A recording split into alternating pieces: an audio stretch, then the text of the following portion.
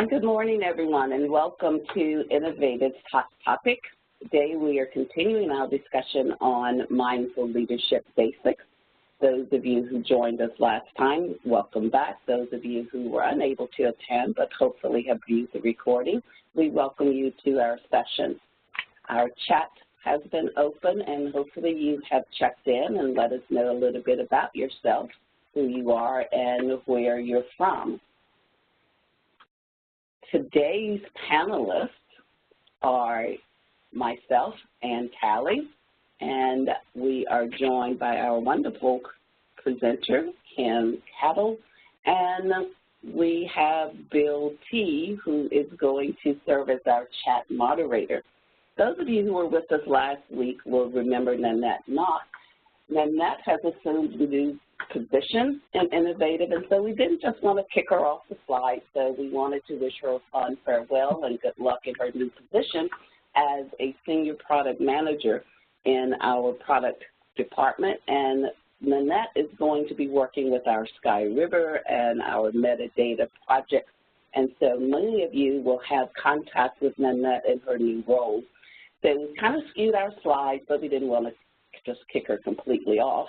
And so Bill, who we're calling Mr. T during this session, we sort of swapped roles. I was on the other side of the aisle last time we were together. And so Bill, who is also a senior consultant here at Innovative, is joining us and serving as our chat moderator. So we welcome all of you, and we welcome Bill in his new role. So what are we going to do? Let's talk a little bit about the logistics of today's presentation.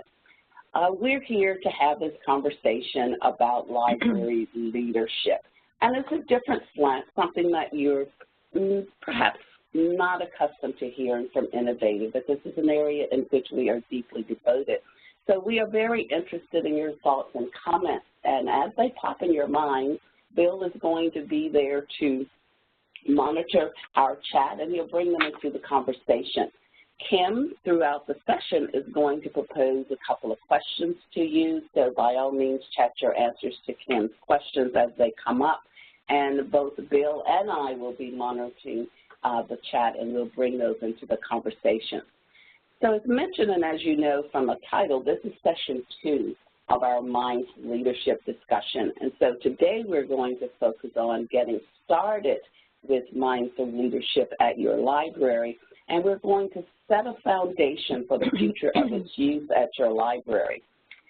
In our first session last week, we talked about and we debunked a lot of the mindful leadership myths, and we laid out some principles of mindful leadership. And those who attended actually left with some assignments that we'll bring into the discussion today. Now, if you did not attend the session last week, or if you did attend and want to go back and review the recording of the session, it is available on the Innovative YouTube channel.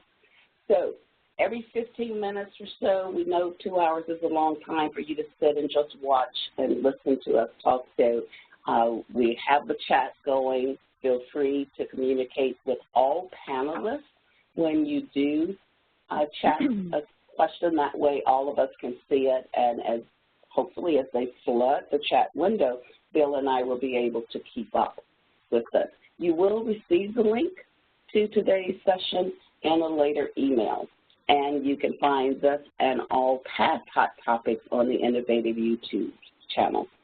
So let's go ahead and check our chat.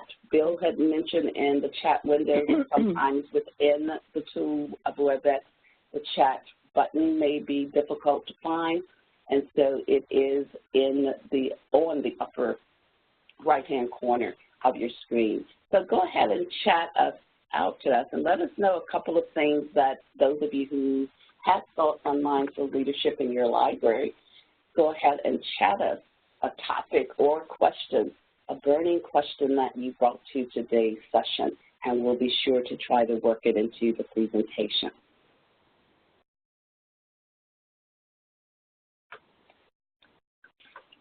So as the chat lights up, let's talk a little bit of why Innovative is actually doing these hot topics and why in particular are we doing one on mindful leadership. So the answer really is very simple in a sense, because you have heard at any of the conferences or meetings that you may have attended that Jim, our CEO, your sales consultant, or people that you may work with on a regular basis, such as Bill and myself from the services area, that we have adopted and we believe that we're all in this together. And so right now, it's a very special time at libraries. And so as the quote on the slide says, it's a time for change.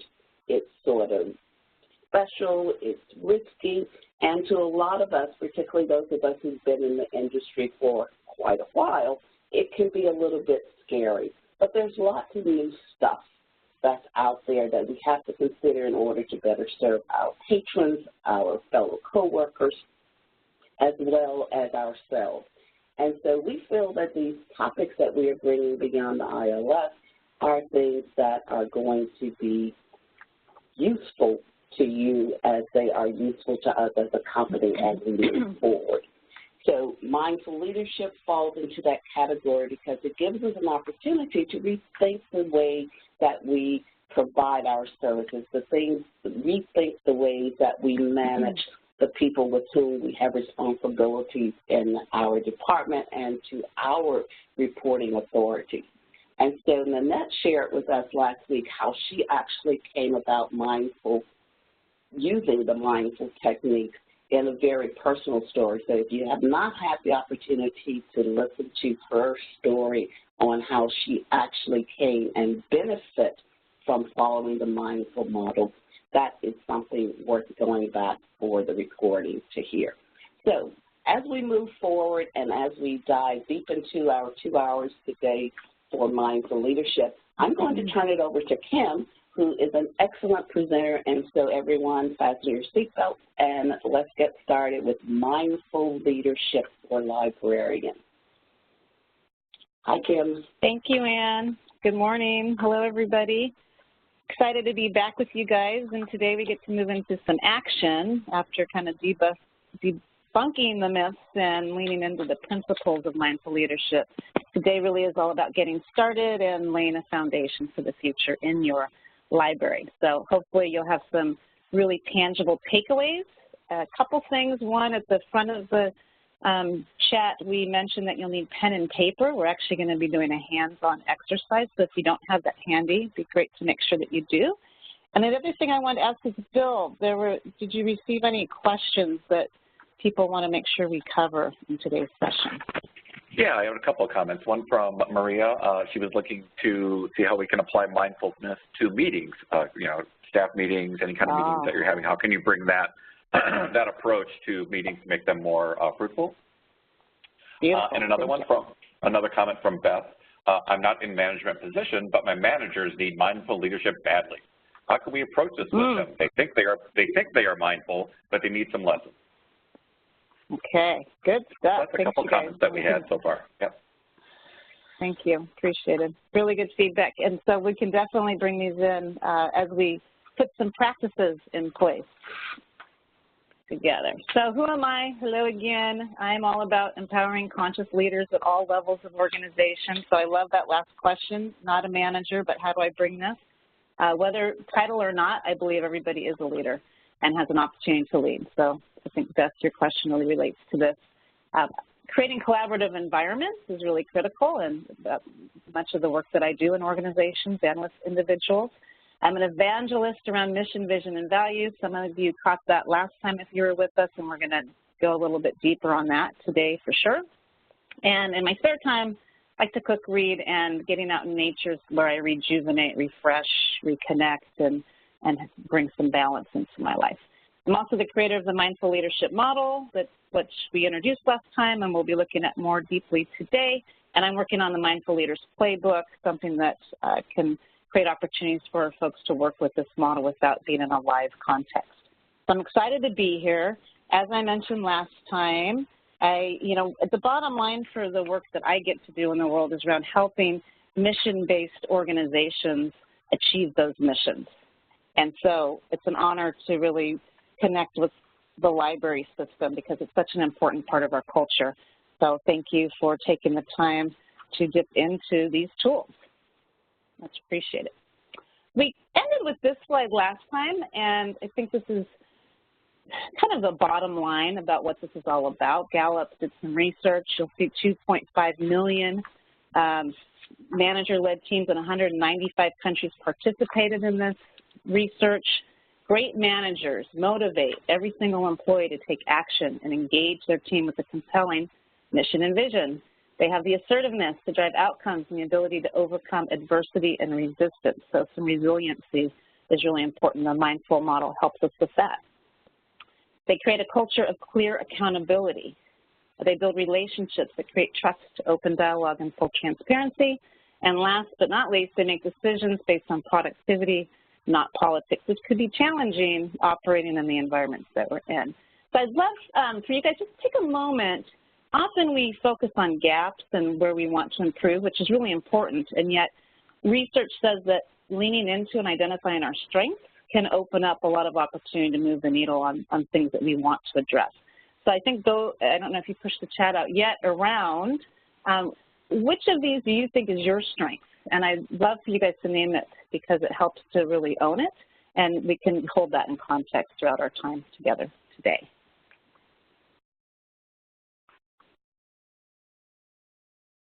And let me know, Bill, if you're seeing anything come back.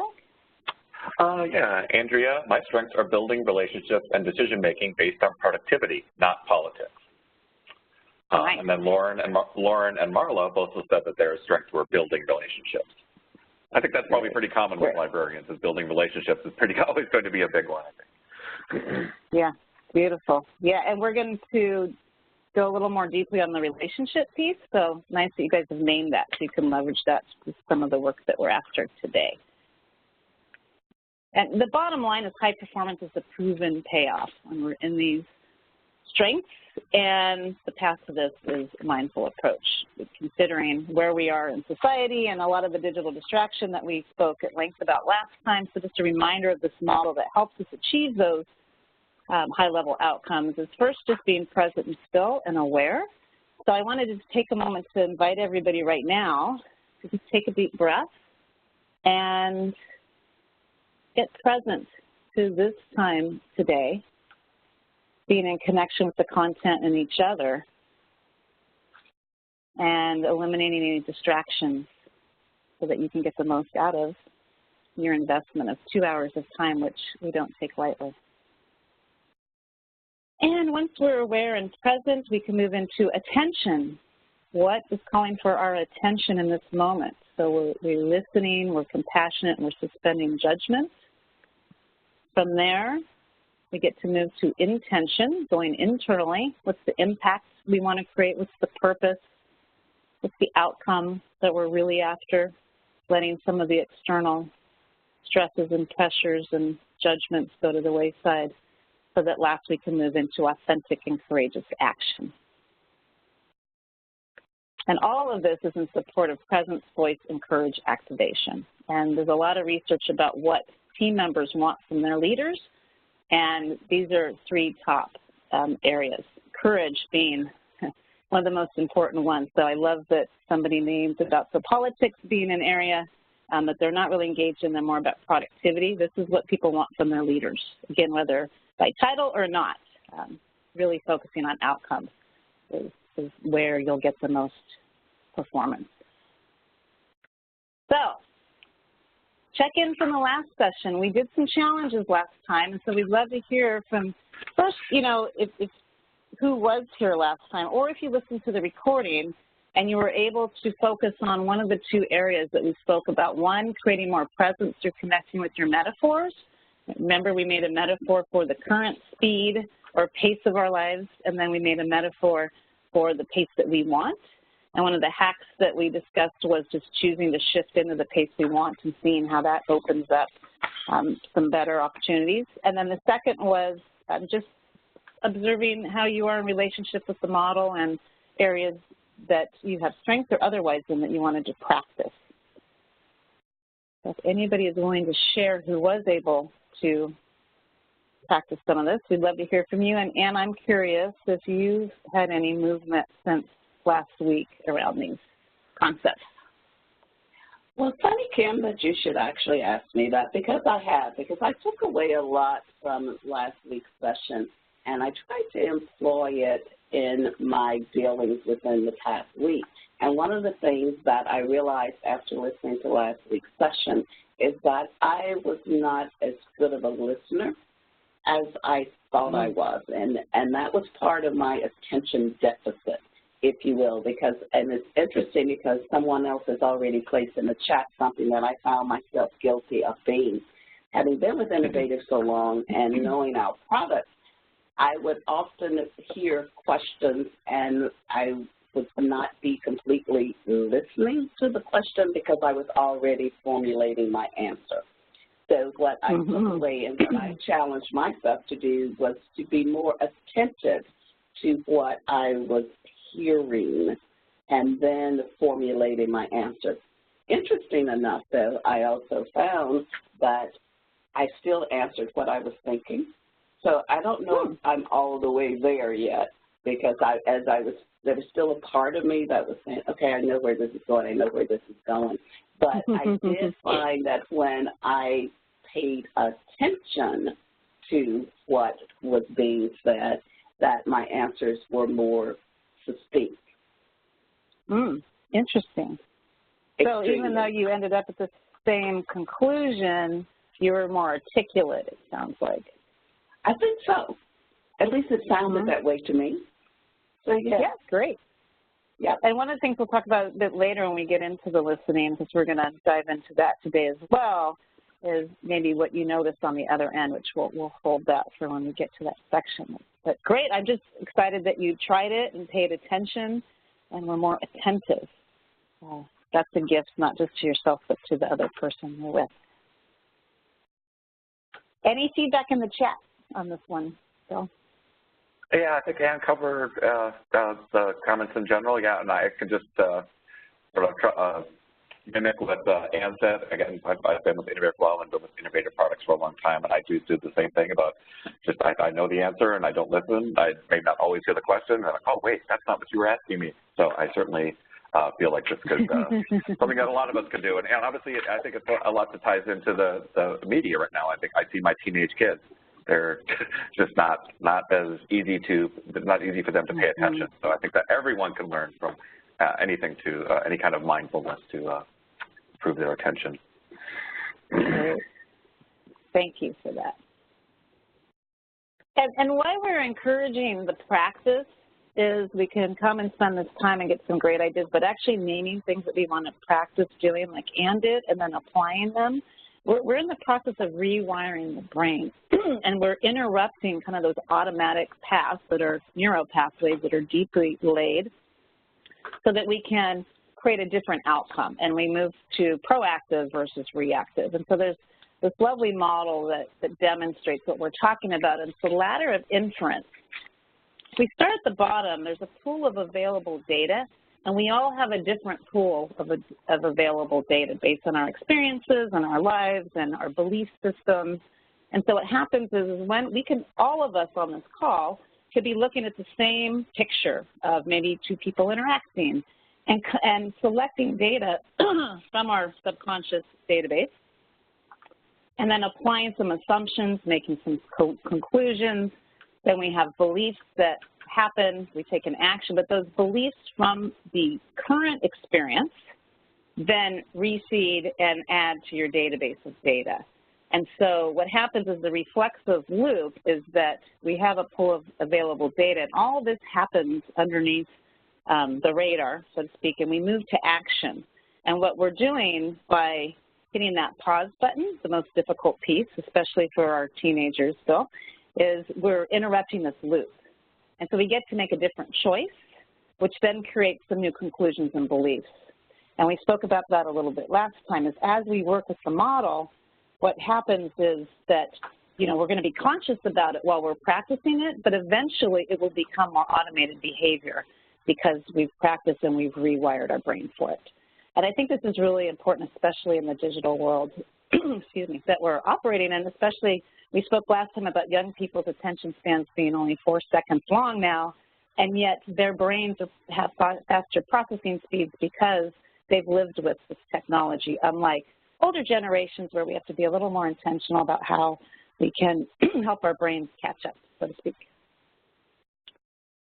So today we're going to, really dig in, and we're gonna tap into each of awareness, attention, and intention, and we're going to practice one skill from each from the model. So from awareness, we're going to do some stakeholder work, so becoming aware of our environment.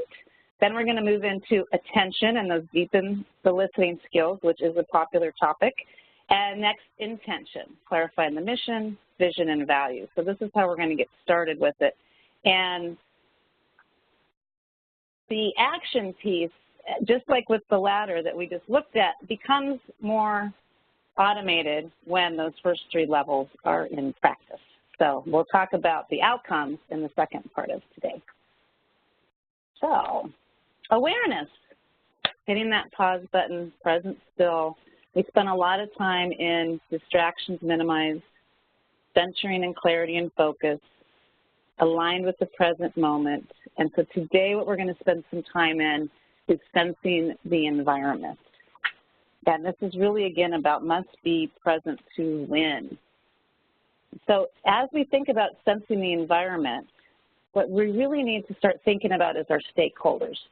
And who are our stakeholders? So I'm curious of those who are attending, there's a lot of terms for stakeholder mapping.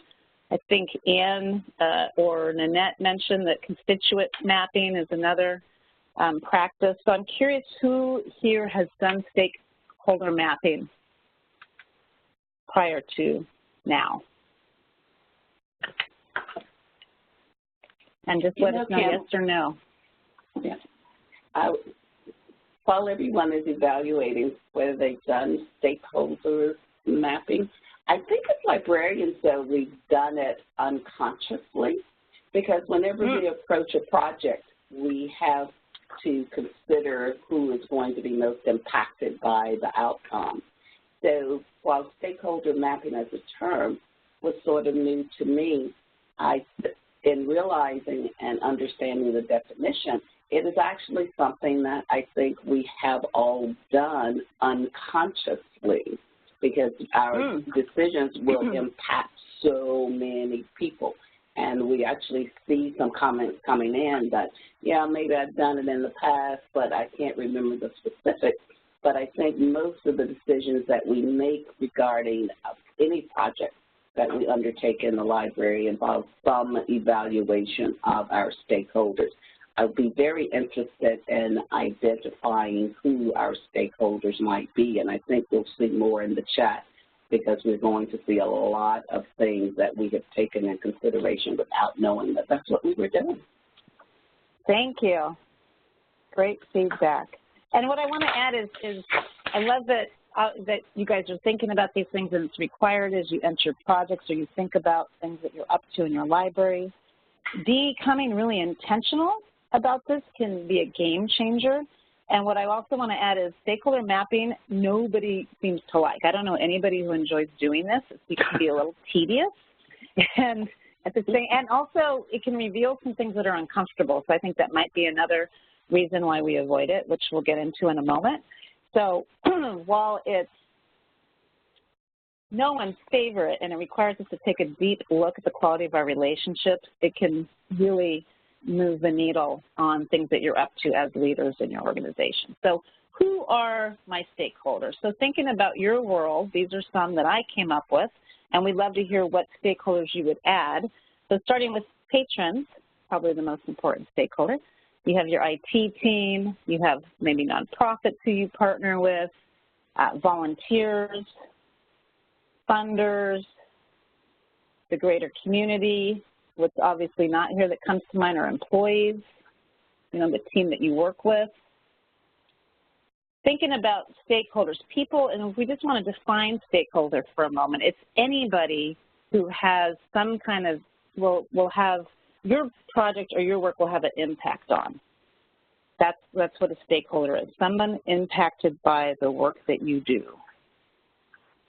So I'm not sure, Ann or Bill, if you have anybody you would add to this list or if we're hearing anything from the chat. Well, I see someone, Victoria has pointed out library board as a stakeholder, as well as administration. So there are some that I don't think fall into those categories. Yeah. So, Bill, did anything come through for you? Yeah, Beth also mentioned in the academic world, mine would be my immediate colleagues and then the wider university community. Nice. Yeah, great. Yeah, that's definitely, I have worked in both academic and public libraries, and they're definitely very different in terms of the stakeholders for sure. But yeah, that's definitely a major one in the academic world, because there's a lot going on there that with your colleagues and you know, building the collections for your specific programs that you have at university. So it's a whole different set of issues that come in with academic libraries. So good identification. Beautiful. I appreciate the thoughtfulness, and I think this is the value of going through just first who are my stakeholders and really thinking about it. Some also might come up that aren't as obvious, but just by taking the moment of becoming aware can be in and of itself of value for sure. So once we know who our stakeholders are, we want to start thinking about how we can map. And so what I have is a few examples for you all of stakeholder maps. There's a lot of different ways to do this, so I offer these opportunities to think about what's resonant for you. This is the basic model that could be used for any application. This isn't library specific, even though I have some library specific models. But the idea with the concentric circles is that you start with who's closest to you and who are you most connected with. So who's your internal stakeholders. Then we go to kind of outside that inner circle, who's next impacted, and then broader from an external stakeholder perspective. And I love that just thinking about society. Society is a stakeholder. So considering all of these elements is really critical when we're approaching any interaction. Who are the stakeholders in the room? How will they be impacted? But first, what's my relationship with the stakeholders in the room? So this example goes a little deep. So this, and I have references to where you guys can find these maps. And if you just Google stakeholder map library, there's a ton of examples. So this is a more detailed one, and it really just talks about, again, laying out what it looks like, and then where are some areas maybe that one wants to focus. This I love because it brings it to another level of relationship. And so you kind of see the lines and the connectors here. Just starting to think about, right, how are we connected with the mapping tool? And then the hearts, right, collaboration, and then and those are strong relationships, and where maybe there are some challenges or opportunities has been identified in this example. And so if we take it another level, we can look at, you know, again, some of the things that we spoke about, administrations here, somebody mentioned, we have alumni, there could be the board, 3 circles, this is a 2-circle example. And then what if we were to fill it in? What would that look like? So this is where it can be super interesting to then start to take some lines, this is why I like the concentric circles best, to start to identify the strength of the relationship. So here we have self and faculty, you know, and it could be your team that you want to map, right? Not just, but we always start with you first, as we spoke about last time. What's your relationship? And then you can take it to your team's relationship. And then using lines to say, wow, with faculty, not only is it a strong relationship, but likely what might be serving that strength in relationship is that it's 2-directional, right? They're giving back, we're giving to them. It's a dual relationship. In some, we might feel like we're giving, we're not getting anything in return, and it's a little spotty, like the alumni example here. And then taking it to another level, it's 2-directional and it's broken. There's some conflict or difficulty going on in the relationship. And so the value of just identifying this, again, is significant. I do this with a lot of different teams, and gosh, years ago, I think it was the first time I was presenting it, and I did my own, and I did an updated one to present as an example. And I had a broken relationship with the client that I wasn't even conscious about. I mean, I was feeling it, but by doing the math and actually putting those 2 hash marks in the arrows, it was very clear to me, you know, how significant what was going on was. And just by naming that, and so now I'm sensing the environment and the model, I did another map 6 months later, that relationship was totally repaired. And so it's becoming conscious again about it and then addressing it. So I don't know, Anne, if you have any thoughts on the power of this and how it might impact what you guys are after. And I'm just curious how this is resonating for everybody and what value you guys see from taking the time to do this sort of map. Because again, it's not our most fun thing to do, and yet it can be really powerful.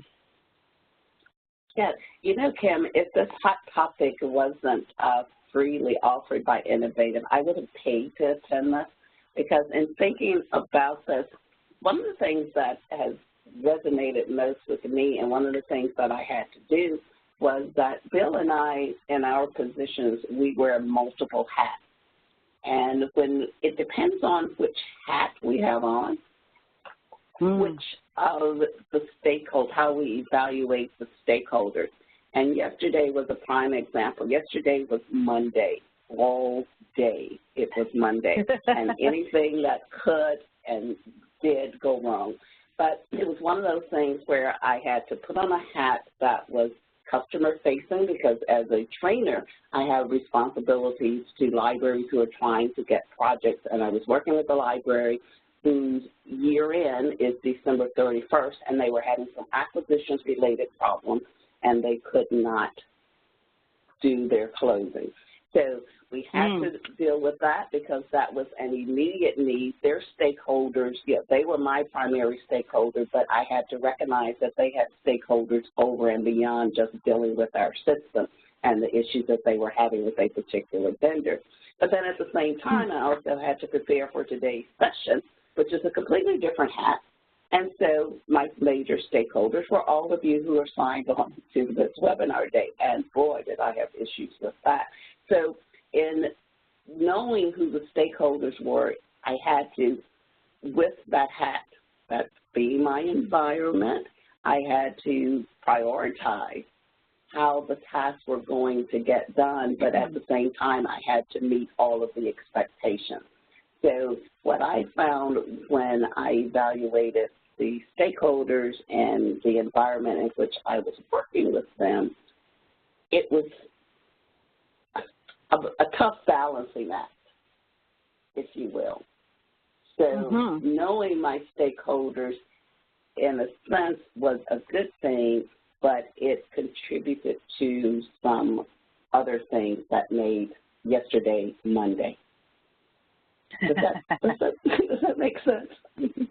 It does. It sounds like just the awareness of it. Again, you were thinking about your stakeholders and prioritizing to some extent, and yet there was a challenge because there was some equal weight too, and so it became challenging to manage that and juggle that, especially because it was 2 completely different worlds that you're operating in right now. Definitely, Lovely. And that was just yesterday. That was just yesterday. Yeah. Anything in the chat? Yeah, Andrea commented too that I think it's a good idea to not just think about who your stakeholders are, but to map them out. I've never seen this model or given it any thought, so I can actually concur with what Andrea said too. I've not actually seen this type of mapping for stakeholders. I wish I had it, 15 years ago working with public libraries. I think would have been a valuable thing. So yeah, I think this is a great thing to expose us to. Excellent. Good feedback. And we're going to go a little bit deeper. But first I want to just reference Maria at the top had said that she wanted to see how to apply mindful leadership to meetings. And so, we can do stakeholder mapping at the global scale whenever we start a project. It's good to map the project stakeholders. Before going into a meeting, to just take a moment and think about who are the stakeholders coming to this meeting and how do we really serve that, whether it's a monthly meeting that you have with the same team or something more specific. And then what we can do is start to not only think about who they are and the quality of the relationships, but some key data points that they're going to allow you to better collaborate. So this is where meetings can have a great outcome from applying the model. So first of all, just beyond title, we really get, hooked into people's titles and roles, and this is where the political stuff can come in. But, really think about what's their core purpose? What does that role exist to do? Next, what are the key motivators then? What do you know about their values, or what excites, typo there, what excites them? What are their key concerns? Really thinking about your stakeholders and what keeps them up at night. Key supports. How does your role directly impact their ability to achieve success? And how does their role impact your ability to achieve success? And last but certainly not least, communication style. And really thinking too, about the context of the interaction. Is it over email or is it in live? And sometimes we can just think about, the person that we're communicating with. Are they more vocal, or do they prefer information writing and some processing time? Are they more social? Would they love to brainstorm over coffee? Or would that be uncomfortable for them and a more formal meeting in the office would work for them? Another thing that's really interesting that Nanette actually brought up was the vocabulary. Understand your stakeholders' vocabulary, that you're connecting with them. I call it meeting them where they are, building the bridge. And then there's also style assessments, communication style assessments, which I'm going to share with you a little bit more deeply on the next slide. But really thinking about what is this person's communication style and how do I meet it? And what you may be noticing is we are making it all about them. There is some, how do they impact me, of course, because how are we going to collaborate together? But this is really focusing on what's important to them and how do I build the connection based on that.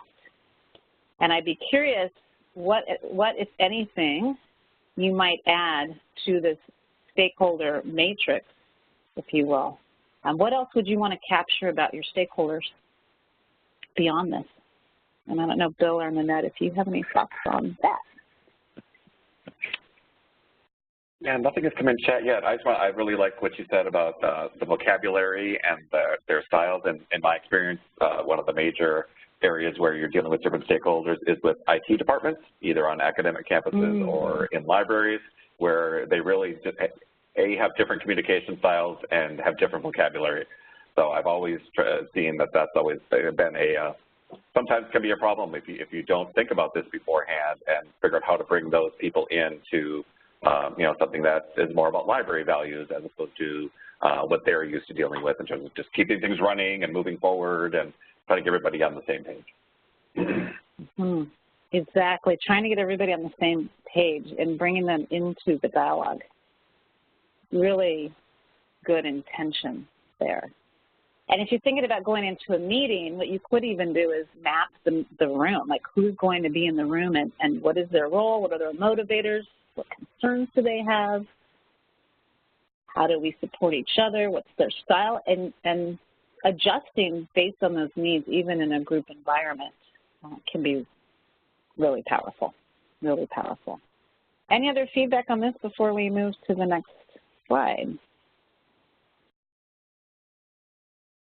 Okay, so as you build, just be thinking about what else you'd want to know. Okay. So I mentioned DISC communication style. There are a lot of different assessments out there. Myers-Briggs is probably one of the more well-known assessments, and that's more about personality. Everything DISC and workplace, and DISC has a lot of different applications. I like this version the best. And it was developed about 75 years ago by Dr. William Marston, and about 6 million people have taken the DISC assessment, or there's been 600 assessments done in the last 75 years. And basically what it does is it takes people and puts them into 4 main communication styles.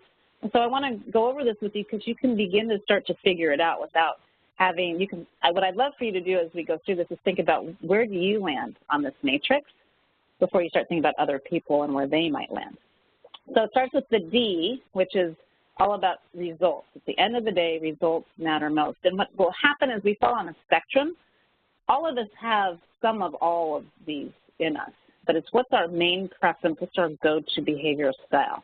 The D is results-oriented. The I is enthusiastic and more people, getting results through people.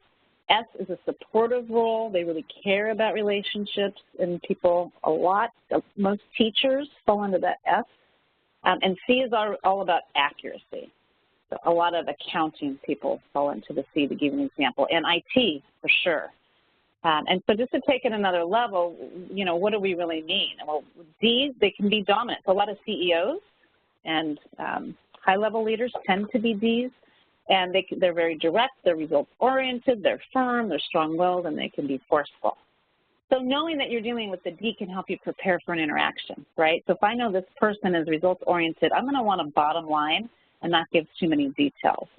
Then if we move to the I, they're more about influence. So they tend to be outgoing, enthusiastic, optimistic, high-spirited, and lively. Moving to the S, that's a steady role, even-tempered, accommodating, patient, humble, and tactful. And then moving to the C, we have conscientiousness, analytical, reserved, precise, private, which is important to know. So that's not something you're going to ask a lot about the family, right? And systematic.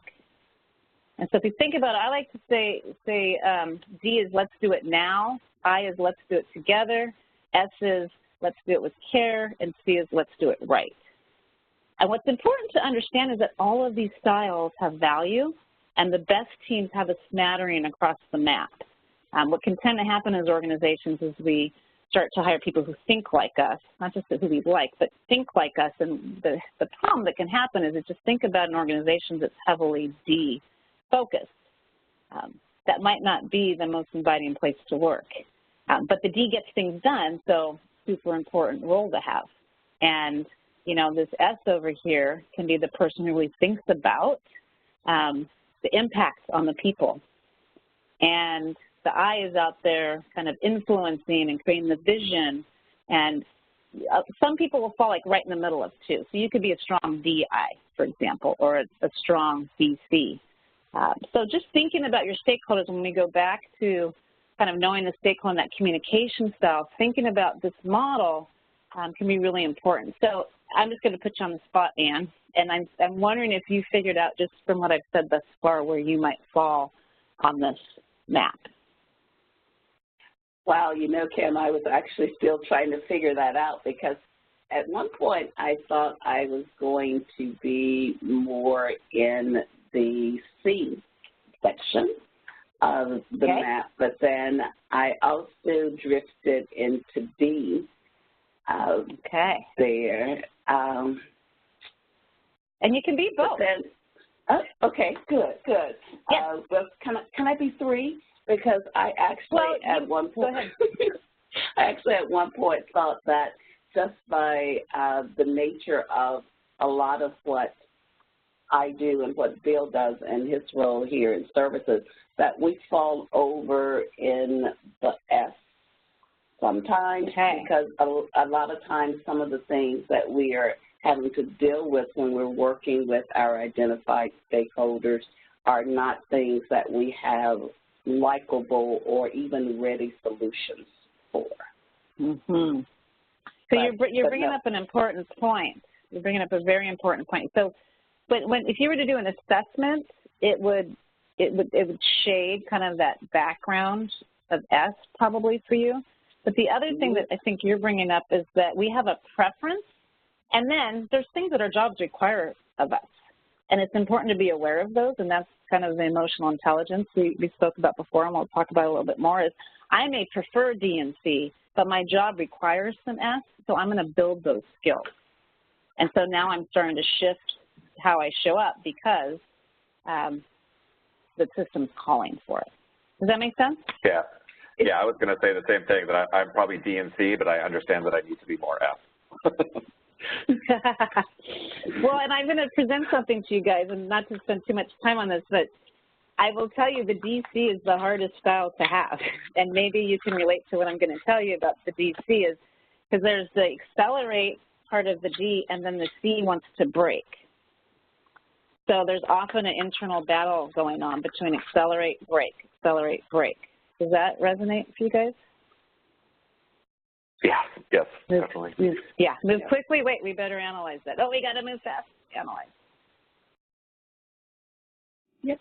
The other tip I'll show you guys is how to identify someone else. So hopefully you guys, can start to get an idea of where you might fall and what your preferences are now stakeholder mapping. Where do others perhaps fall? So what I'll tell you is the D and I are extroverts. So you can quickly determine usually if somebody's an introvert or an extrovert, and that should definitely impact how you communicate with that person to meet their style preferences. And that means the C and the S tend to be introverted. So just thinking about introverted versus extroverted processes and communication preferences is important. Introverts process information at a different pace. Extroverts process information orally. So when you hear somebody thinking out loud, they're a D or an I. If somebody sits in a meeting and is quiet, and then the next day comes back with some really great insights, they're going to be a C or an F. Now we're going to take it to another level and think about process versus people. So again, this is about what motivates other people and how they get things done. The I and the S kind of get things done through people. The D and the C get things done through process. So heavily process-oriented versus people-oriented. So how does that map for you, Bill and Ann, and their own personal preferences?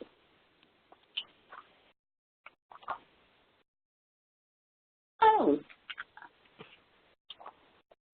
I think I'm okay with this. I can identify and strongly, yeah, okay, I'm good. I'm good there. Yeah, I would also be interested, I don't believe, I think it may have been Andrea who I saw come through in chat who said that she was very good with people. And I'd be interested, Justin, some of you who checked in earlier on one of the earlier chats about some of the things that you had learned in practice where you fell on this. We haven't gotten anything come through in chat, but I was just wondering if anyone who has responded earlier can identify with that. But yeah, I think I'm good with this, Cam. What about you, Bill?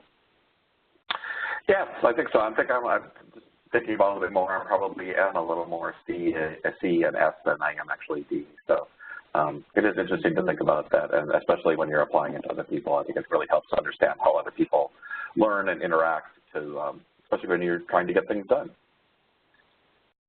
Exactly. And so one thing that can be really powerful is to just figure out your boss. If you can figure out your boss, you're going to have a much better relationship with them because you're going to be, again, communicating with them in their preferred style, which makes their job easier, which at the end of the day is what you're there to do, right? Yeah. And Cam, Beth, who checked in earlier from the academic library, I believe, checked in, and she said that she's definitely an S and sometimes a C. So, okay. Yeah, and she works for someone who's probably a D, and sometimes. There you go. Yeah. Yeah. So that's where you can start to see the challenge in relationships and where conflict tends to come from is we just have different styles.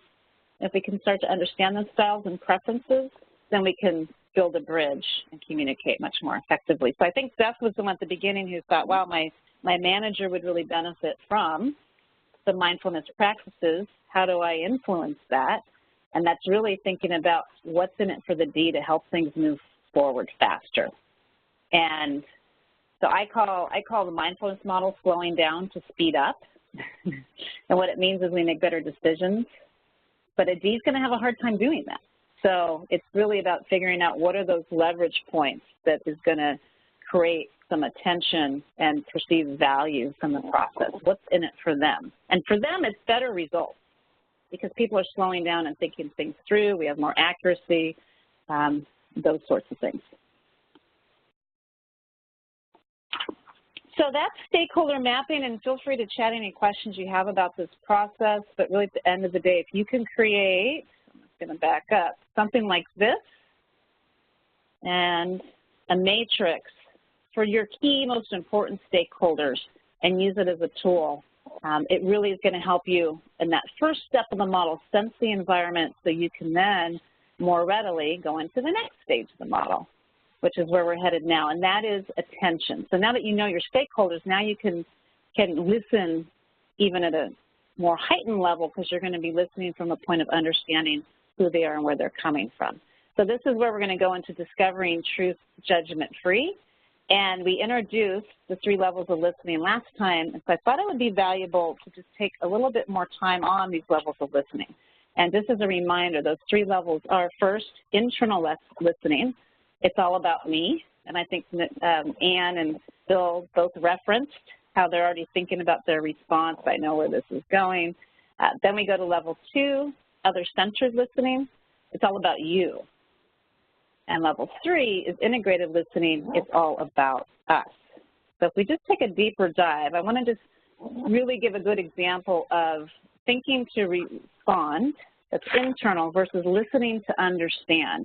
So when we're in level 1, these are some of the behaviors or some of the thoughts that are going through our heads in the moment.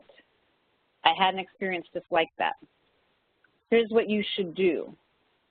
What is this person's problem? This is starting to bore me. I really need to get back to my desk. I'm hungry. When was the last time I ate? I'm terrified I'll say the wrong thing and look stupid, which is something that I think invades a lot of people's headspace, self-included, in this level 1. When we're in this level 1, we're thinking about how we're going to look. They aren't listening to, respecting, or agreeing with my point of view. What else might you add, Anne, based on your experiences to this? Thinking about, I think what I heard you saying is I know where this is going, should be added to this list, right? Yeah, it is. Again, longevity has both its benefits and its problems, because sometimes it's like, oh, yeah, I've heard this before, here's the solution, let me just get it out there. So I also, again, with the multiple hats that we're now wearing, I'm also finding that I get terrified of saying the wrong thing and looking stupid. Again, I reflect on yesterday, because one of the other things that I had to do with a different hat was to speak with a subject matter expert in a field of which I knew just enough to hopefully sound reasonably intelligent. And I left that meeting, and I actually shared with a colleague that I did my best to not sound like the dumbest librarian on earth, because I was just there, and it was a very good experience for me. And it wasn't that the subject matter expert was standoffish or, put me in that position, but as I listened to her, again, it was one of those things where it was like, okay, how am I going to phrase this question so that I don't look stupid? Interesting. So I'm glad that you shared that, because I think this is part of our inner critic that's also always playing underneath the surface. So when we're level 1, we have that peak turned way up. And so you're listening to think about, how am I going to meet this person so that I build credibility, right? And exactly. And I don't look stupid. And remember what we spoke about last time was, what do we lead with? We tend to want to show up in our confidence and our credibility, but what people really want to see is warmth and connection, because that's where the trust actually starts. So these next 2 levels, I think, it would be fun for you to think about if you were to show up in level 2 or level 3 with her, what could be possible. And this is a lot of what I play with clients that are kind of stuck in their careers or having issues with their bosses. They're usually in level 1, which is all about me, the impact on me. And I think I did see a chat come through on this. Do we have feedback on first? What is it like to be on the receiving end of this? Yeah, a great comment from Andrea. It makes you feel as though you don't really matter to them. Then she also mentioned, she has a sister-in-law who usually interrupts me and others with, oh, been there, done that, before you can finish telling her anything. It really makes you feel diminished and infuriated. That's a great comment. Infuriated and diminished. That is the impact of this, infuriated and diminished. Pretty significant, pretty significant. And I shared last time that I did this. I would sit at my desk when I was in the corporate world, and be typing on my computer and somebody would walk in to have my attention. I would say to them, I'm listening, go ahead, while I was typing. Infuriated and diminished, two very powerful words. Thank you for sharing that, Andrea. Anything else on what it feels like to be on the receiving end of this? So we're thinking about what it's like for ourselves to behave this way. What's it like to be in the space of this? Anything to add?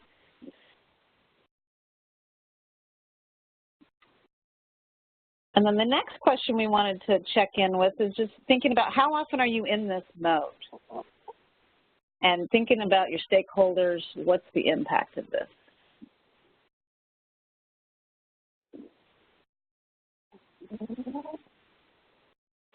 Just from my own experience, it just turns, like you said, it just turns people off that you're not listening to them, and that what you're saying isn't valuable. And I certainly have been guilty of this in the past for trying to multitask. You know, I've always said, "Oh, I'm such a good multitasker," but that's actually a terrible thing to be doing if you're trying to communicate with anyone. So I think that definitely something I've been trying to work on, even with my kids. Brilliant. I'm reading a book, I'm looking at my phone, and they're asking me a question, and I don't look up. So. Definitely applies in all areas. Brilliant. Yeah, and just checking yourself. Again, this is about awareness and attention, right? That's exactly why we're having a conversation, because we all do it, and so we have to create some habits. And so if we move to level two is other-centered, and it's being fully present and responding with only their needs in mind. It's all about you. So what this looks like in action is, here's what I'm hearing, is that right? I'm curious. You know, this really is about being fully curious to that other person's experience and letting go of your context. You just really want to understand more. And so what can be an interesting thing to try, especially if you have a habit of, I know where this is going and I know the answer, is to just practice asking 2 more questions before you even respond. So in your situation, Anne, it'd be interesting to try that. You know, I know where this is going, and you said, you know, having a long history has its pros and its cons. So I'm wondering what it would be like for you to think about, I'm just going to ask 2 more questions even before I go further. What do you think about that? Yeah, and actually that's a little bit of what I did in the situation. I was made more aware of how I needed to listen, and instead of interrupting, because I have to admit sometimes I can be guilty of being an over-talker. And then I realized that, wait a minute, because later on in the conversation I have to repeat what I've already said. And so it's like, all right, if I was silent. And so stepping back and asking additional questions, and sometimes the question simply was, why? You know, or what is it we're trying to gain from this with that? And I like that because that opened up a dialogue where I ultimately got a clearer understanding of, one, the needs, because when the question was first posed, I wasn't aware that we were under this December 31st closing deadline. This is my acquisition. There you go. Types of questions. Yeah. So it was actually beneficial for me to step away from my, oh, you need to do this answer, which I immediately knew, which, as I said, was right, but to actually find out what was in it and what was involved there when I turned the questions around and made it all about them. I actually gained additional insight. So that was proved to be invaluable because it increased the urgency of the answer and the need to get the issue resolved. Yeah, so additional insight. So from a stakeholder relationship, I'm guessing that you built that relationship also, and I'm curious, yeah, what was the value for the other person in you just asking questions versus telling them the answer? Well, I think to them, the chance for them, in a sense, to vent, because they had been under deadlines and they had been trying to resolve the problem themselves. So the fact that they ultimately had to reach out for some assistance was important, and that was something that, again, initially I did not hear. You know, I heard I need help with this issue. I did not get a sense from the way the question was initially posed, or as I initially heard the question, that there was a sense of urgency attached to it. And so that made all of the difference with them. And then the fact, I think, just for them to vent and express the deadlines that they were operating under and the need to get this resolved as quickly as possible, as well as to outline the steps that they've gone through. So it was beautiful, quite good. Thank you. Yeah, letting people vent, I think that's so important that you're naming that. It is such an important tool to use, and we think we don't have time. That's why we interrupt and we want to keep things moving, because time is you know, not, you know, it's a fixed asset, right? So it's a premium thing that we want to maximize. And what happens by letting somebody vent is you actually gain time, because you've taken the steam out of the situation. And so what I call it, like, let the person just run out of gas. Just keep your mouth closed and let them go. Now you've cleared a whole bunch of tension and energy. The number one thing that people really want is to be seen, heard, and accepted. So being in level 2 offers that to them. I'm seeing you, I'm hearing you, I'm validating you, I'm letting you have your experience. And from that place, you get to move to level 3. And this is a challenging one. And so if we practice 2, and what you start to observe is going in and out of 2 and 3.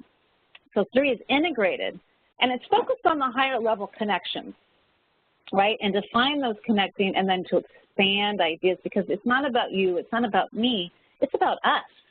It's about us. And so this is again, suspending judgment. What is most important here? What is the truth we're after? And this is what we get when we're between 2 and 3, which is a good toggling spot. And the challenge I have for you guys is just start to pay attention. Like, am I in level 1? Oops, catch yourself and choose to go somewhere else. So what level 3 is less no, but, and more yes, and.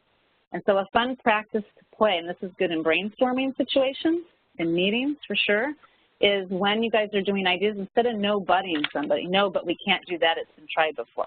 No, but this, If you just use yes, and, again, that's the bridge that connects. It's a really fun habit to practice, and what it does is it builds on somebody's idea versus a no, but shutting down that person's idea, right? It puts them on level 1 if you're no butting somebody. So just, you know, I love and I hear what you're saying, and this is why I like it. Here's an idea that I have, or have you thought about? How can we do this together? Wouldn't it be cool? How can we make it happen? You're sharing this is making me realize. Do you see where this kind of is going? And what do you think about this, Ann? And it sounds like this showed up yesterday also, as you guys got to a new place. Yeah, we did. We really did. But before I talk about me, Kim, Andrea has placed something in chat that I think is an extremely good summation. She's my hero. Of what we're discussing. Yes, Andrea gets the prize. Yeah. Go ahead, Bill. I'm sorry. Andrea mentioned when my staff or my supervisor come into my office, I turn down the radio and turn away from my computer screen to face them and make eye contact with them. I don't pick up my phone. Even if I hear it vibrate, I will ignore the phone unless my director happens to be calling at the moment, which has happened once in a while. So, yeah, I think that's something we could all try to achieve, and just being focused and present for the person that you're dealing with.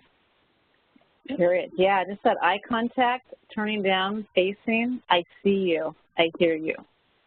Beautiful. Yeah. I had a client who I worked with who was in sales, and they said he's in sales and he's not a good listener. So can we do some work on that?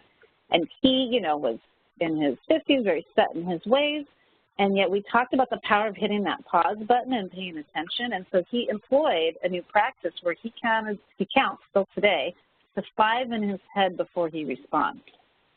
And that also helps let that person know that you're processing, you're hearing, you're connected. It changed his whole life. I mean, it changed his personal life. His wife was like, what the heck? And just by counting to 5, it opened up these new opportunities.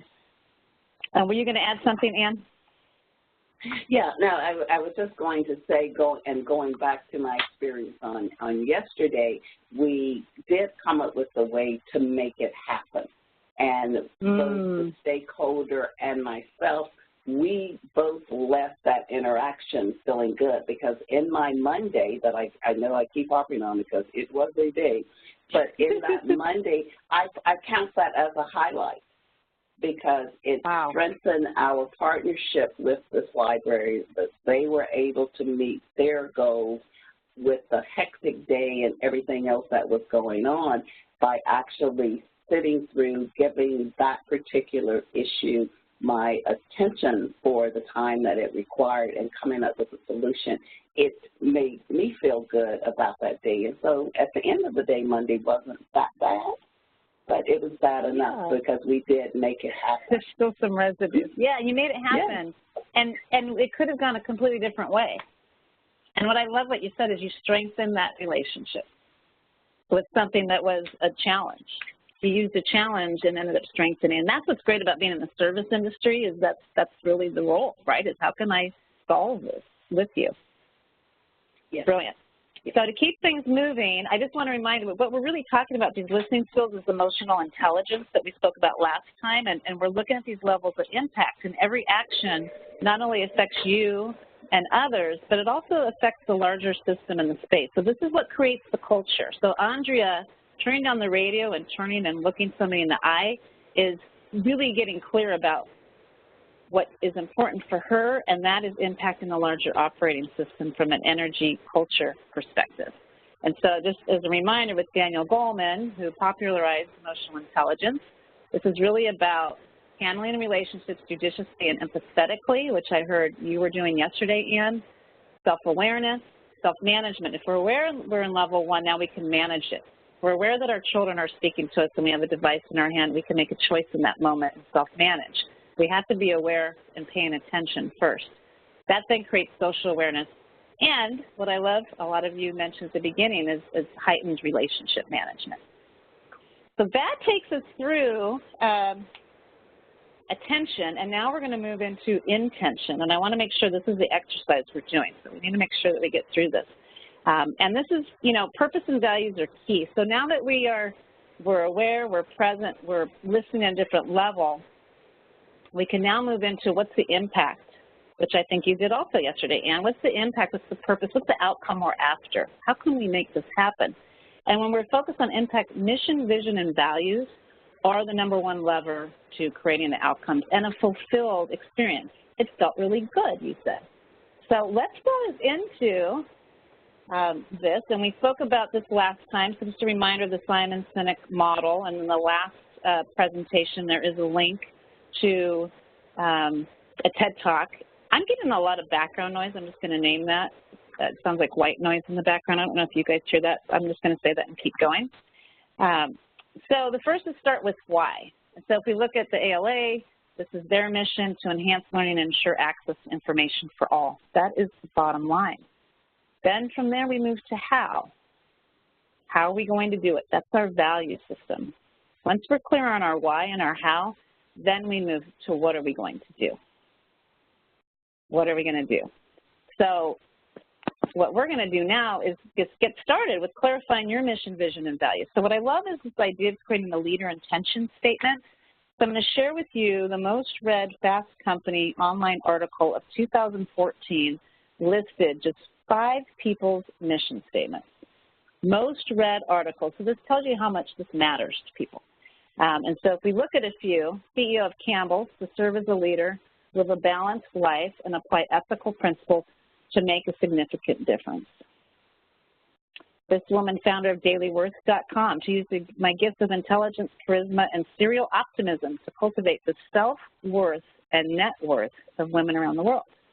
These are personal mission statements. They're not organizational mission statements. Oprah Winfrey, to be a teacher and be known for inspiring my students to be more than they thought they could be. Sir Richard Branson, to have fun in my journey through life and learn from my mistakes. And last but not least, to Joel Manby, I define personal success as being consistent to my own personal mission to love God and love others. So when you hear these, think about the impact they have on you and think about the words. And what they're really laying out is, I am so that. Who am I being so something happens? That's what's true in all of these. So I want you guys just to start thinking about these things for yourself and, you know, what that might look like. And I'm going to take you through a process to help you start to get there. So values. Anne Molka was the CEO of Xerox, fabulous female leader.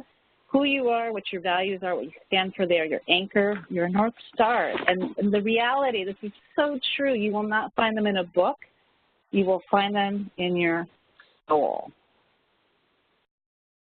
So I'm curious, there's a chat out. Values are a part of my current culture in the following ways. I'd love to hear from you guys around how values show up today in your culture.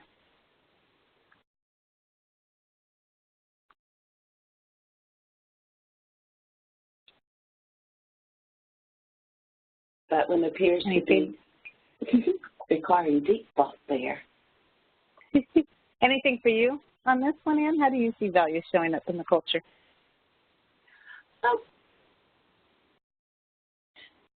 It's so difficult to answer in a sense because when we are working with our customers, we have to set aside the personal and take on the corporate, in a sense, in some instances.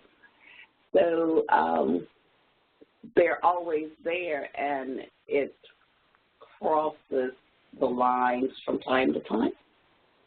Okay. I think Maria has a good comment. Values are a point of debate in our culture. And that sort of gets to where what Anne is talking about, that, you know, the corporate values may be different from your personal values, and that's sort of where that debate is also. Right, and this is what's interesting about values. We could all agree that integrity is a value, but when we're asked to put a stake in the ground with a decision, we might define integrity differently and say, well, it's integrity to do this. And someone else say, no, my integrity says this. So that's where the debate can occur. It's not only just what are our values, but what does it mean to really live the values and walk that talk?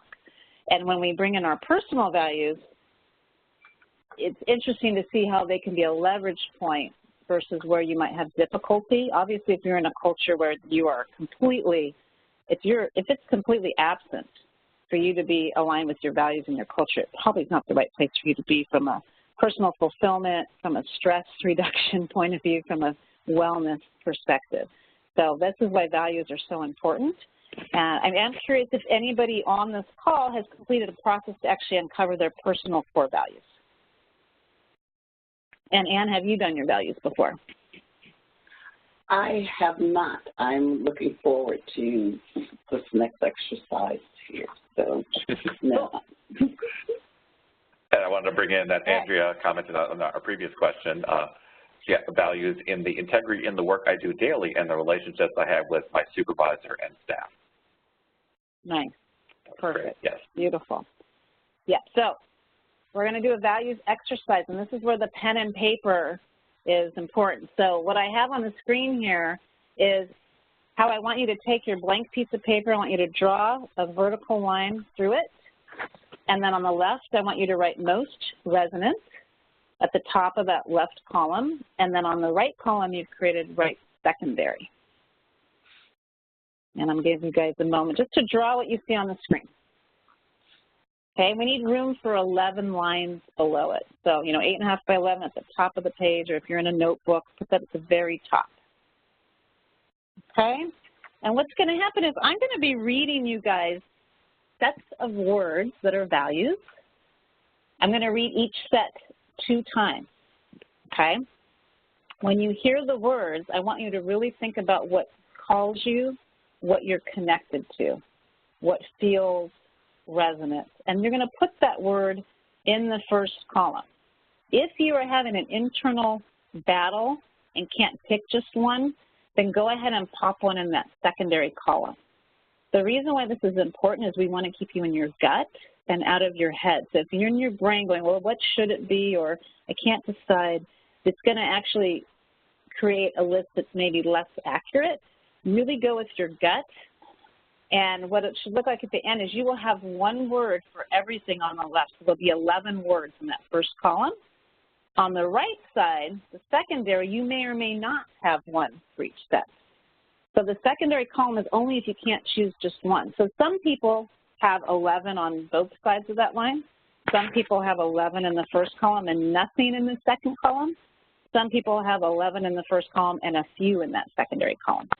So Ann and I purposely did not go through this ahead of time because I want her to participate, and I'm going to ask you, is that clear, Ann, those instructions that I just gave? And they are. Okay, great. And after we do the first set, I'll do a quick check-in and with you guys to let you know what should happen. So, first set of words, and again, I will read them twice, and just listen first. Connection, adventure, advancement, nature, abundance. So it's connection, adventure, advancement, nature, abundance. So everyone should have at least one word on their piece of paper in that left column, and you may or may not have a word in the second column. Okay? Sometimes people get really stuck on this and want to go really slow. The idea is that this is a fast-paced exercise, okay? Next set, tell my story, service, simplicity, honesty, spirituality. Tell my story, service, simplicity, honesty, spirituality. Next set, altruism, beauty, creativity, challenge, choices. That's altruism, beauty, creativity, challenge, choices.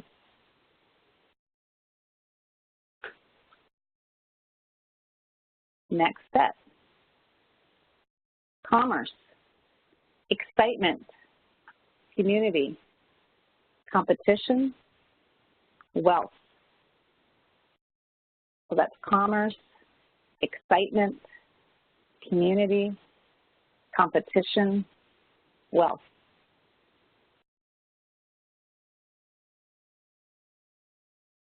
Next step, faith, security, family, honor, fitness. That's faith, security, family, honor, fitness.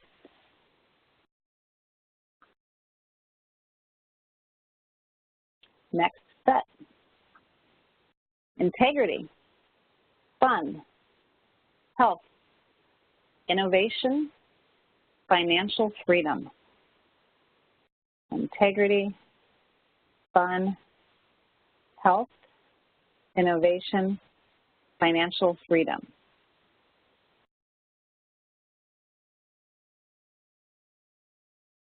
Next step, love, justice, aesthetics, knowledge, leisure.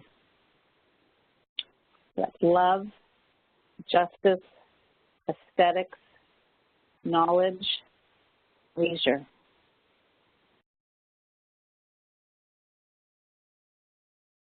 Next step, philanthropy, transparency, patriotism, new experiences, peace. So philanthropy, transparency, patriotism, new experiences, peace.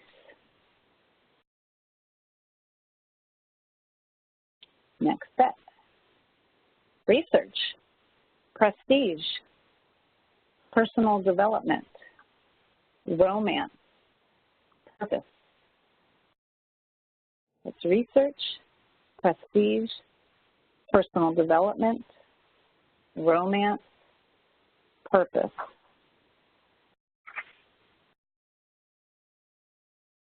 Next step, the arts, tranquility, travel, wisdom, authenticity. That's the arts, tranquility, travel, wisdom, authenticity. And the last set, lifelong learning, relationships, curiosity, self-realization, leave a legacy. So lifelong learning, relationships, curiosity, self-realization, leave a legacy. Okay, so Anne, when you're ready, let me know.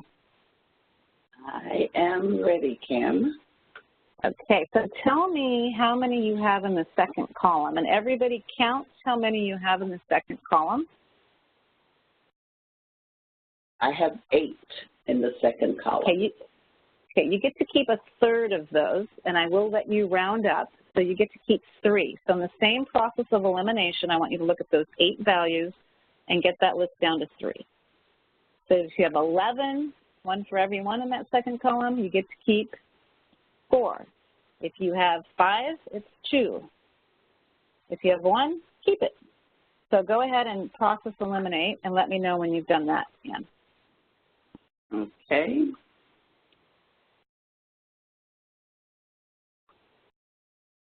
Well, this is hard, Kim. I know. And one way to think of it is if you were at an auction and could bid on them, if you had to fight for it, which are the ones you're willing to take a stand for? Done. Beautiful. I'm going to give it just another 20 seconds.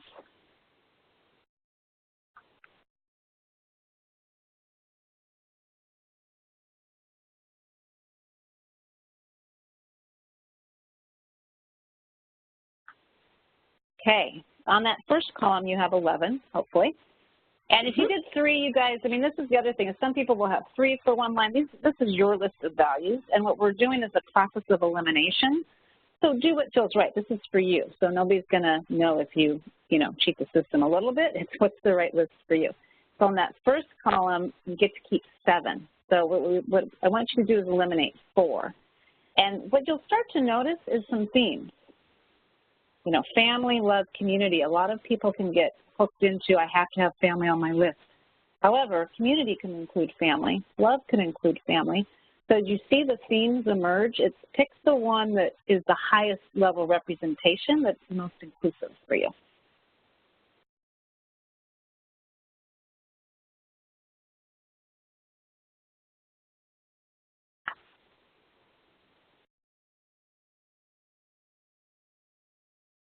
And tell me when you're ready, Ann.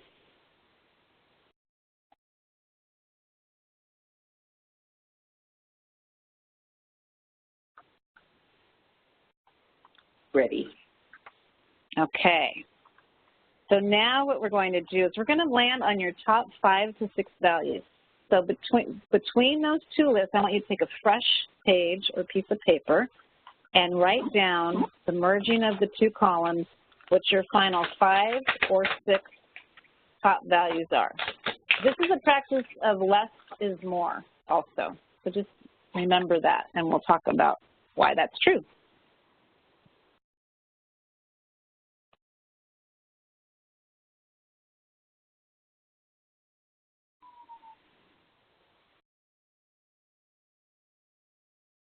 Five, you say? Or 6 if you know, it's all about what feels right for you. I've had some people beg for 7. You need 7. Again, less is more.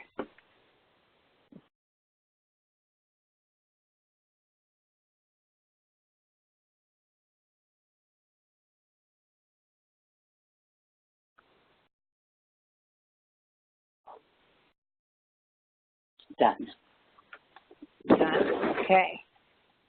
So Ann and I will talk about it. Some of you may be still going, but tell me, Ann, how do you feel? First of all, how was that experience for you, just to make those choices?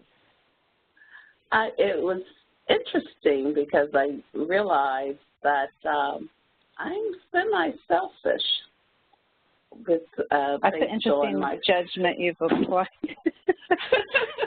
Sorry. Yeah, because the things that initially were listed, they were all about me in a sense. There were other outreaching areas, but they were things that were, like I said, all about me. But then when I was forced to eliminate things, that was when I realized, hey, it's not all about you, or that sure was a selfish take on things. But yeah. Okay. And how do you feel about your final list then? Do you feel like it's representative? Because I'm wondering, okay, good, because the judgment can then make us think about what external people think our values should be versus what they really are. And so when we over-censor, that could get us into a little bit of trouble. It sounds like you feel like, no, you just did a real gut check and said, wait a minute, this isn't me. Let me, as I eliminate, do something that feels more aligned. Is that accurate? Yeah, I do, because that final analysis also made me look at some of the things that I thought were secondary. You know, I had 8 of those, and whereas the things that were on the left, in the left column, were all about me, the secondary ones, actually, when I looked at them, it's like, I wonder why I picked that. Yeah, or how did this do that? But I also think, too, that some of them, because some of the words were on multiple slides, and, you know, when I selected the first one, it showed up, maybe it switched slides or something. I think that it was probably a synonym. So, and that's, so that's intentional that, you know, we have categories of words, but what for you is the one that captures, you know, the most truth. Your truth. And so your truth, what's interesting still, and if we had a lot of time, I'd really dig into this judgment thing. We don't. But I do want you to let go of the judgment, because the research shows that when we are able to live in alignment with our values, this is where the most fulfillment comes from. And what's interesting about that is it's not necessarily happiness, it's fulfillment. And the difference between those two words is, you know, happiness can also have some complacency applied to it, and fulfillment, when we're living in our values and we're stretching ourselves and putting these stakes in the ground to live our truth, that requires some courageous action at times, right? And so that cannot make us happy in the moment, but in the end it makes us most fulfilled because we know we're living our truth and we're in our most authentic self. So I think that as you guys, you know, sit with this, the other thing I'll tell you about values, and I've done this exercise with over 1,000 people at this point, and they're dynamic, they're not static. So what's true today, you know, I had somebody who did it over a few times with me with the project we were working on and over the course of a year, and she said the word may change, but the meaning doesn't. However, if you were to do this a year from now, you could end up with a different list. I revisit my values every single year, and I think it is really important at the beginning of every year. It's part of a process I do. So just to help me, again, check in, what am I all about? What's the impact purpose? What are the outcomes I'm really wanting to create?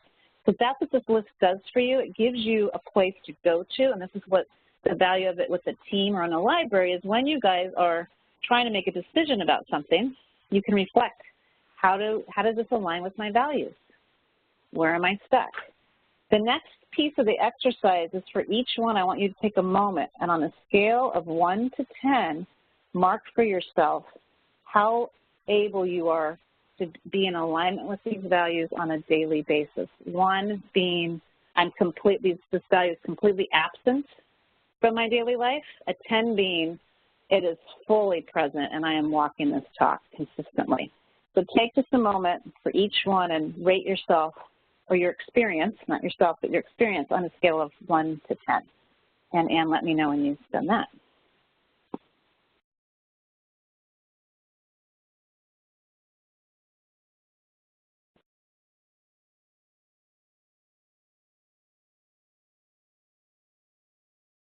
Done.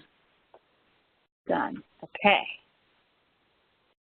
The next question to ask yourself is, which of these values did I rank highest and what allows for this.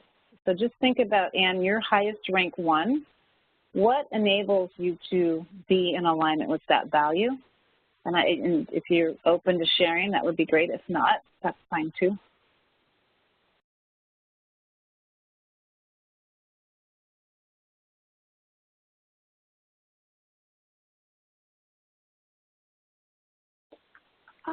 Yeah, I'll share because you want the words, but sure, if you're willing to share it, yeah. Yeah. Well, and actually it was sort of twofold, but I actually had integrity, and I ranked it highest, and I thought about it on both a personal and a professional level. Because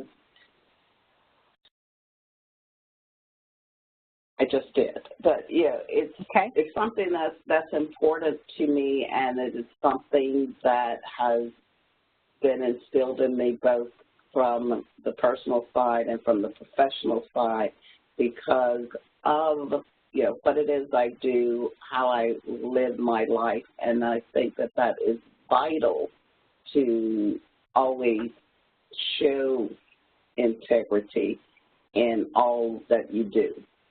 So when I was applying my self-made, okay, how am I going to weigh this scale to that? I looked at the two because I am me, and then I am Anne, the innovative employee. And so that one person, those two become one. And that nice. Excellent. What tipped the scale, yeah.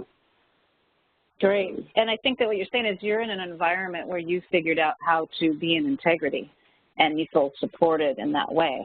And that's what's allowing it to be the number that it is. And I think that's the important question is sometimes when it's ranked low, we got to start thinking about our environment that we're in. Or is it because we're playing it safe? Sometimes it could just be as simple as that. This is another exercise in awareness.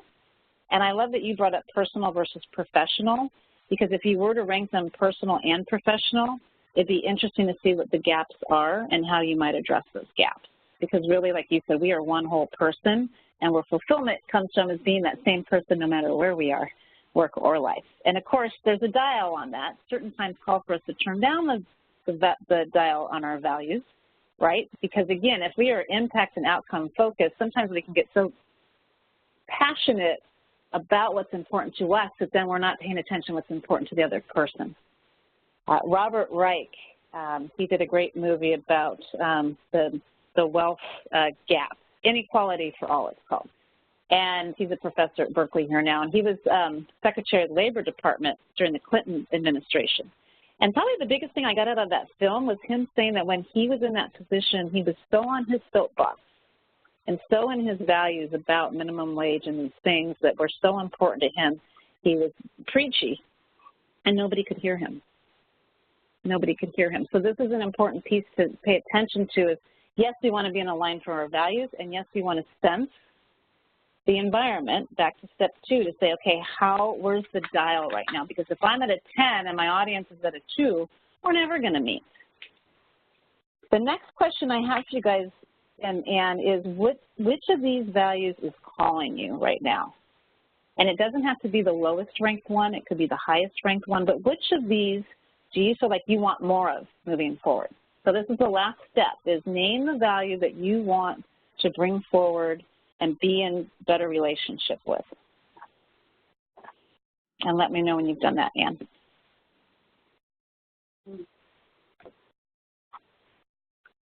Done.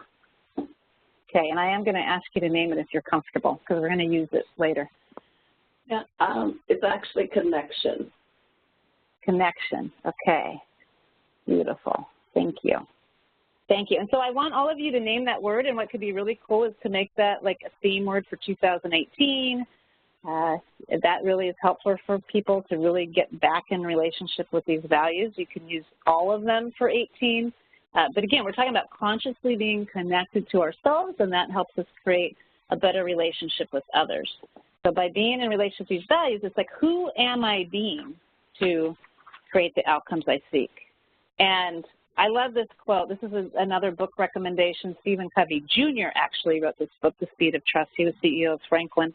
And you can change your values to match your behavior, or change your behavior to match your values. It's a pretty striking statement. And a lot of times what happens when we're in a tough position is we change our values because we want to make a choice that's easier. And really what we're doing is we're sacrificing and compromising ourselves in those moments of choice. And that's where, again, things break down, not just for ourselves, but for the teams that we're leading, for our stakeholders. People see it when it happens. And so this book, The Speed of Trust by Stephen Covey, really talks about, and if we're thinking about a manager who is a D, and why should I be doing this stuff? The best question earlier is, when we establish clear values and what we're about and are focused on our impact, everything moves more quickly because there's clarity. If we all know these are the values and we agree on them, guess what? We're going to move more quickly because there's a North Star for everyone to follow. So what I like to say is every day we have moments of truth and moments of choice. So getting back to clarifying the mission, the values, that how piece of those golden circles is I am so that. So I am connected, I am full of integrity. However you would use your values to come up with a leader intention statement. And the idea is that you would connect with the statement at the beginning of every day. And now we're, again, focused on impact. We start our day, what's the impact? What am I here to do, and how am I doing it? So this is a process that takes on some levels of iteration. And so the invitation is for you guys to create this for yourselves using your values list and kind of your mission, thinking about your role. You have a title. You also have a role to play. What is the purpose of your role? And whether that's leading other people or more specific, where you fall in that DISC model might define how you actually create your statement.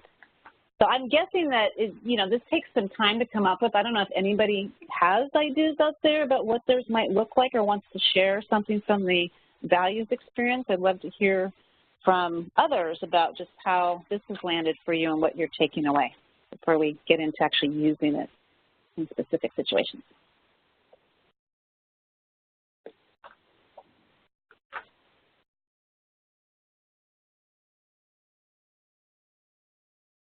Any feedback? Still waiting. Haven't seen anything come through yet. Okay, let's do just a few more moments. I'll share mine, and I've actually been using it internally for a while as I juggle the many hats that I have to wear professionally and try to maintain a reasonable work-life balance. And I've sort of adopted this, and I must have heard it somewhere, but I sort of have started operating on the principle that the earth is round and eventually we'll get there. And so I remind myself of that from time to time when I start getting overwhelmed or I have difficulty prioritizing, or all of the priorities have the same weight and there's just not that possibility of me accomplishing them all. And so I just will sometimes just step back and say, well, the earth is round. Eventually we'll get there. So that proves I'm not a flat liner in some regards. But yeah, so I think I'm going to stick with that, and it sort of is aligning with some of the things that in that last exercise I found out about myself, Kim. Beautiful. So your values really seem to be aligned with that statement. I love that. And it almost sounds like a mantra. Oh, go ahead, Bill. I'm sorry, I didn't mean to interrupt. We had a response from Maria, I think it's great. I seek to build relationships so I can empower myself and others. Beautiful. Wow. Nice. And I'm just letting that land a little bit, too. There's a lot of power there. And thinking about connecting with that, and you connecting with the earth is round and eventually we'll get there every morning, that this is an opportunity, because what happens is we wake up and everything's going already, especially with our phones by our bed and all these things we've talked about, is hitting that pause button, just setting an intention for the day. It does not take more than 15 seconds to say, I am so that. But that's the values piece and getting into the intention. And what we spoke about last time is when we're solid on these first 3 levels of the model, the rest comes easy. The action piece is the easiest piece because we know who we are, we know what we stand for, and what happens is often, again, we get caught up in the external pressures or messaging instead of going back to the self, being present and still. And when we're present and still, we get the opportunity just to connect with our inner wisdom. So we go about our day with our stakeholders, with our team, with our boss, in meetings. You know, how we're showing up has the power to change everything. So I want to take this to another level and, you know, again, getting back to this action and this aligned performance. And when we're in aligned action, we get to be in flow states, where our challenge and our skill are kind of at this peak level of connection. And, you know, this is really just being fully immersed in a feeling of energized focus, full involvement, and the enjoyment in the process of the activity.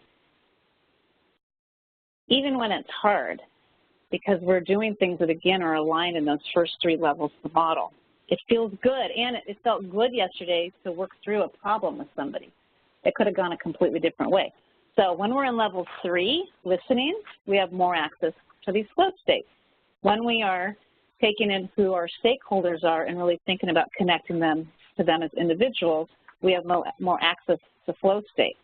When we connect in the morning with our leader intention, our values, the one we want to bring forward, being conscious of that, we have more access to flow state. And so what I love to say is, boy, you get to have fun and accomplish your objectives. That's utopia, right? So going back to the model, and this is the opportunity and the challenge, if we really want to take this into your library practice and setting a foundation for the future, is just thinking about these 4 levels, you know, where do you have the most opportunity? Whether it was something specific we did today or something otherwise that fits under awareness, attention, intention, or action. Because action, the important piece about action is this courage piece, and we're going to get into that a little bit more deeply. But I'd love for everybody to come up with where in the model they want to play more. And do you have a space in this where you want more? I think I'm still at attention.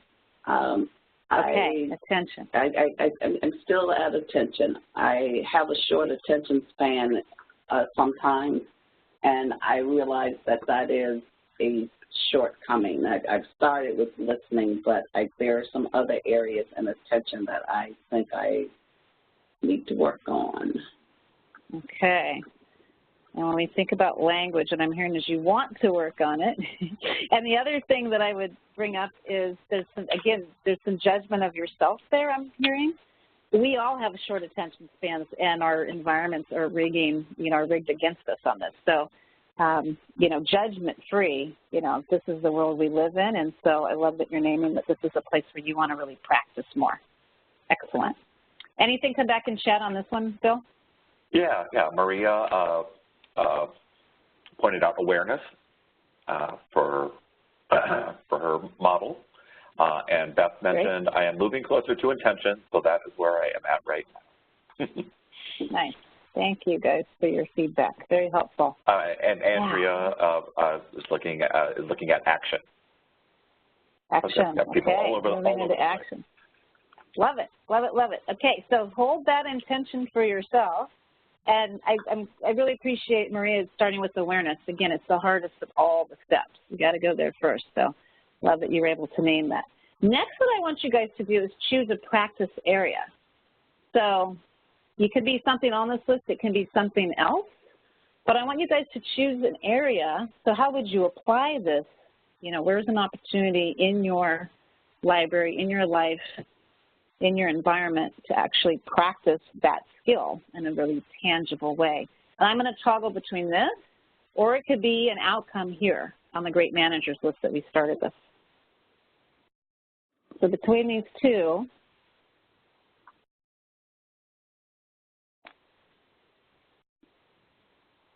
And that model, if you have a current conflict, it can be super powerful. And what I like to say is this is all simple but not easy. If you take that model against a conflict, it can very simply solve a lot of the trouble. So any chats back, or Ann, do you have something between these two lists that you would like to practice with? Right now, I know that Beth named team meetings. Yeah. Oh, go ahead. Project planning is a biggie with me right now. And I've got to work on that. I'm a long-handed person. I have to commit everything to paper. I'm not one of those who can, take their notes on their laptops while they're attending meetings. I have to write it down, and then I have to move it into a format that's acceptable to understanding what has actually gone on. So I've got to work on my project planning, and that's where I think I'm going to practice. Okay, so project planning and attention, right? So we're going to now start to combine those two things. You want to have better attention skills, and project planning is an area where you can start to practice that. Great. Beth was on intention, which I think is wonderful, because if you were to apply that, to merge that with, okay, I'm going to start working on intention in my team meetings. I think that was Beth who said intention. I have that right? No, yep, Beth was manager. Nope, that was Maria. So Maria might, so Beth, intention with your manager. There's a great fun opportunity, managing up. It's right above team meetings. Excellent. So what we're going to talk about is, oh yes. Go ahead, just Maria commented in chat, I want to practice bringing awareness to relationships with my coworkers and team meetings. Great. Great. Anything else before I move ahead? Succession planning, Victoria mentioned also. Ooh, nice. Great. Great. So what we get to play with, and Ann's my guinea pig, and we have 8 minutes left, so we'll do this a little quickly, but is our perspective. So what happens when we get stuck in a relationship or with how to move forward with a project is we tend to go into black or white, yes, no, and either or thinking. And what that happens is, it's this or that, and that keeps us stuck. So the opportunity, I think, for Ann is if you think about project planning and it's in attention, now what I want you to bring in is your value of connection. And if we take the perspective of connection and lay it on top, your value of connection, how might you use connection as a lever to help you in these two areas? Better attention with your project planning. What's available here? So I feel that it should be yes or no, but I'm thinking it's closer to either or. Does that make sense? Okay, so say a little bit more, because what we want to do is get you out of either or, yes, no, black, white, and bring connection in to say what might shift or open up. Kind of like when you were in your conversation yesterday, right? There was initially maybe some of this, and then you shifted into, I think you connected with her, quite frankly, to your level 2 and level 3. Yeah, okay. I'm going to say I don't know. I don't know yet. Yeah. So this is the thing we get to play with, is when we're stuck, it means that we're holding a certain perspective that's keeping us closed and using a value to then help us broaden our attention. So connection can be a great lever to help with your attention in the model, Ann. So, okay, I want to be more intensive, especially in my project planning. Okay. The lens that I'm asking you to put on before you start that process is your value of connection. Connection is really important to me. How can I use connection then to be more attentive, and how can that influence my project planning? And so what starts to happen is if you sit with that, not that we're going to do it in a 2-minute conversation, is it to start to break open some opportunities and some new ways of thinking about the problem. I'm long-handed, I don't type. Okay, what are you really after? What's going to create the connection and the outcomes? What's going to make you a better project planner who's more attentive and in connection? How important is that? And how does being in attention and connection create kind of an opening for you to be more in flow around your project planning than stuck in this long-handed versus computer approach? Is that making more sense?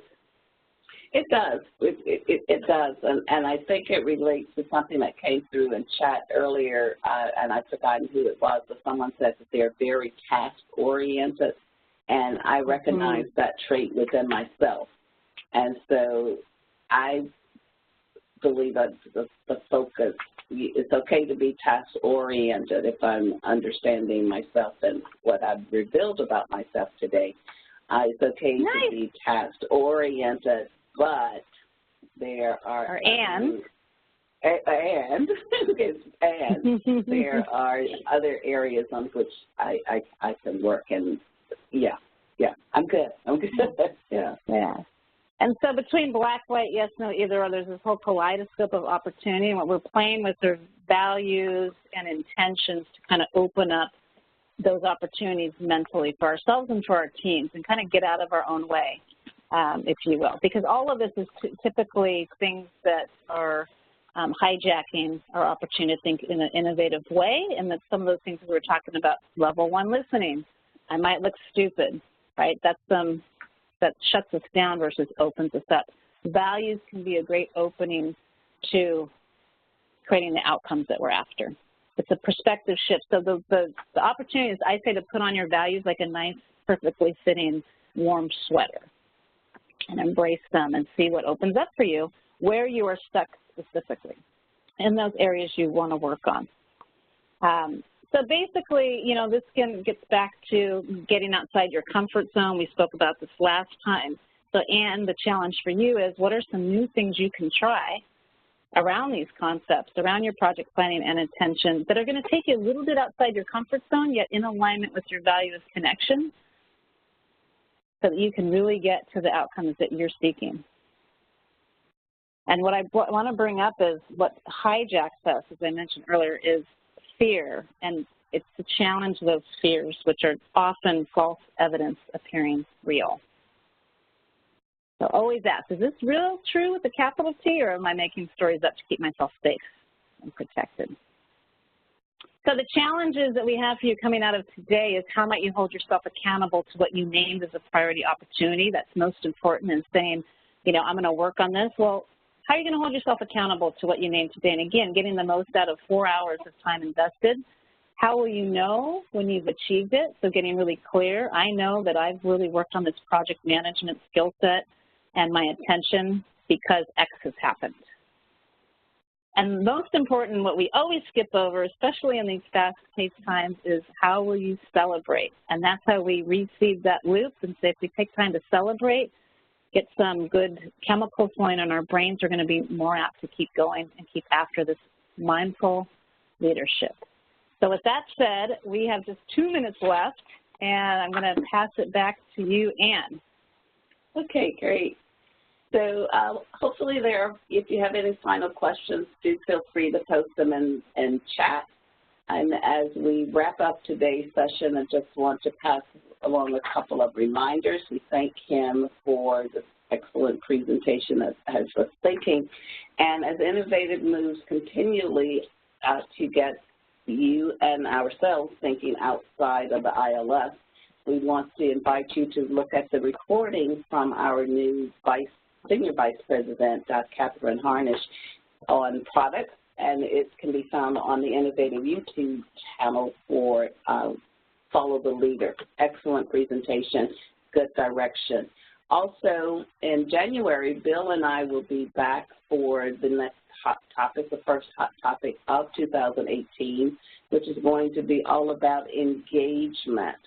And that's a 2-part series again, and we're going to have Tatiana Bryant who is the engagement librarian at Adelphi University. She's going to be presenting those two topics, those two sessions rather, for us.